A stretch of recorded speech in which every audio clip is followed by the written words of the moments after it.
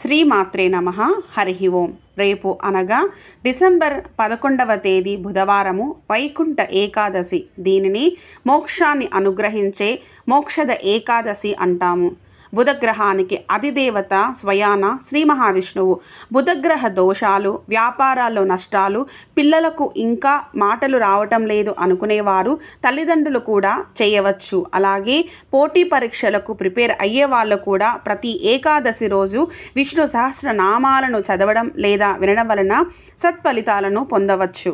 పితృదోషాలు ఉన్నవారు ఈ ఏకాదశిని ఆచరించడం వలన పితృశాపాలు, దోషాలు తొలగి వారికి మోక్షము అందుతుంది. వారి సంతతికి అభివృద్ధి కూడా కలుగుతుంది. ఈ మోక్షద ఏకాదశి వ్రతకథను విన్నంతనే మన పూర్వజన్మ కర్మలు ఎంతో కొంత తొలగుతాయి. వ్రతకథ ఛానల్ నేమ్ కింద కనిపిస్తున్న డిస్క్రిప్షన్లో ఉంది, వీక్షించగలరు.